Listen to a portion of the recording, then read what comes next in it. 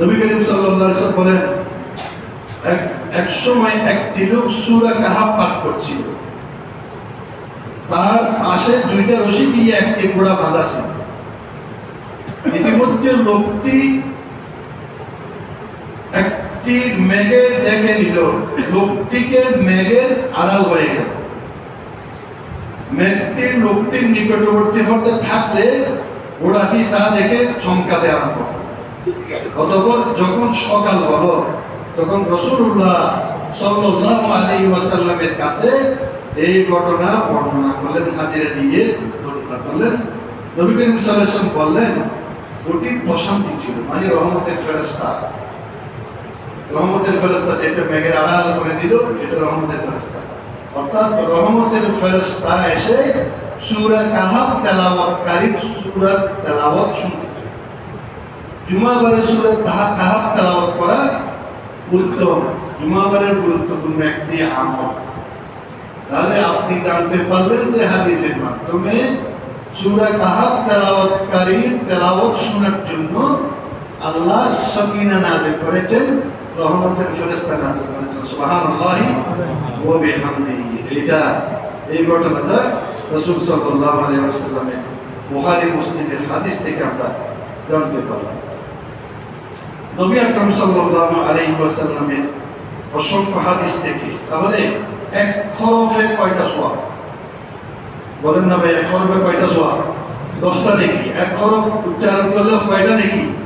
10টা নেকি। হরফ কি রকম? আমরা যে পড়ি শুরুতে আলিফ লাম মিম, এই পুরোটা হরফ নয়, বরং আলিফ হরফ, লাম হরফ, মিম হরফ। কে বলেছেন? রাসূল সাল্লাল্লাহু আলাইহি ওয়াসাল্লাম বলেছেন।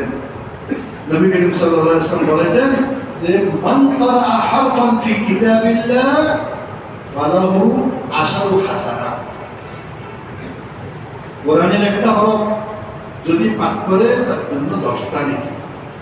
এবার হরফ কাকে বুঝাইতেছে? বল হাসনাত আমতাশরা লা আকুলু আলিফ লাম মিম, আমি বলছি না আলিফ লাম মিম একটা হরফ, বরঞ্চ আলিফুন হারফুন, লামুন হারফুন, মিমুন হারফুন। আলিফ একটা হরফ, লাম একটা হরফ, মিম একটা হরফ। এরকম আলিফ লাম মিম শব্দ উচ্চারণ করলে সাথে সাথে 30টা সওয়াব পেয়ে গেলেন। সুবহানাল্লাহ। এই জন্য আমাদেরকে এই ক্ষেত্রে একজনে বলছেন আলিফ মিম, আলিফ মিম উম্মুল, আলিফ মিম বলতে আলিফ মিম ওই জায়গার নাম আলিফ মিম, অথবা ওই মসজিদের নাম আলিফ মিম। আমি বললাম যে এটা একটু বাকি রয়ে গেছে, এটা আলিফ লাম মিম হওয়া দরকার ছিল। যেহেতু আলিফ লাম মিম যদি হইতো কোরআনের ভাষা হয়ে যেত। সুবহানাল্লাহ। 3টা হরফ এসে যেত। এখন আলিফ মিম বলে লামটা বাদ দিয়ে আমি এটা কি করলাম? এখানে ত্রুটি করলাম। আল্লাহ আমাদেরকে বোঝার তৌফিক দান করুন। সবাই বলো না আমিন। নবী করিম সাল্লাল্লাহু আলাইহি ওয়াসাল্লামের হাদিস عن ابن عمر رضي الله تعالى عنهما، عبد الله بن عمر رضي الله تعالى عنهما عن النبي صلى الله عليه وسلم قال يقال لصاحب القرآن اقرأ وارتقي ورتل كما كنت ترتل في الدنيا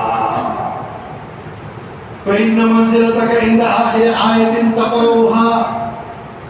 নবী করিম সাল্লাল্লাহু আলাইহি ওয়াসাল্লামের গুরুত্বপূর্ণ হাদিস, আবু দাউদ, তিরমিজি, হাসান সহিহ হাদিসের মধ্যে থেকে হাদিস। আল্লাহর নবী সাল্লাল্লাহু আলাইহি ওয়াসাল্লাম বলেন, সাহেবে কোরআন, কোরআন পাঠক যারা তাদেরকে বলে সাহেবে কোরআন। আল্লাহর নবীর সঙ্গী যারা তাদেরকে বলে সাহেবে রাসূল, রাসূলের সঙ্গী। আর কোরআন পাঠকারী মানুষকে বলে সাহেবে কোরআন, কোরআনের সঙ্গী। জামানার ছাত্ররা কোরআন নিয়ে বসে আছে, সাহেবে কোরআন। মসজিদের মুসল্লিরা কোরআন নিয়ে বসে আছে, সাহেবে কোরআন। ঘরের মা কোরআন নিয়ে টেবিলে বসে আছে, রমজান মাস, সাহেবে কোরআন। বাচ্চারা পড়তে বসলে কোরআন নিয়ে, সাহেবে কোরআন।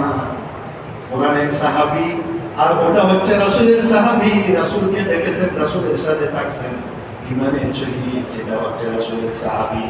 আর যারা বসে থাকেন তারা হচ্ছেন কোরআনের সাহাবী। সুবহানাল্লাহ। ইকালু লিসাহিবিল কোরআন, কোরআনের সাহাবী যারা, তাদের ব্যাপারে আল্লাহর নবী বলছেন পবিত্র কোরআন, কোরআনের হাফেজ যারা হচ্ছে আমলকারী, সেই সাহেবে কোরআন কিয়ামতের দিন বলা হবে তুমি কোরআনে কারীম পড়তে থাকো আর এই সিঁড়ি দিয়ে উঠতে থাকো, কোরআন যেখানে আয়াত শেষ হবে সেখানে তোমার মর্যাদা জোরে বলুন সুবহানাল্লাহ। এত বিশাল মর্যাদা, এটা বিশাল ভবন, সিঁড়ি দিয়ে উঠো আর যেখানে আয়াত শেষ হবে সেখানে তোমার স্থান। তার মানে বোঝানো হয়েছে যে এটা এত তালা, বোঝানো হয়েছে মর্যাদার দিক থেকে। তার মানে তুমি কোরআন পাঠ করতে থাকো আর উঠতে থাকো, যেখানে তোমার আয়াত শেষ সেখানে তোমার মর্যাদা। এটা নবী করিম সাল্লাল্লাহু আলাইহি ওয়াসাল্লাম হাদিসে জানান করলেন। আর সেটা জান্নাতের ভিতরেই তার স্থান আল্লাহ ঠিক করে রেখেছেন, যেখানে আয়াত শেষ হবে সেখানে তার কি হয়, তার মর্যাদা, তার সম্মান তার আল্লাহ দিয়েছেন। এই জন্য কোরআন হচ্ছে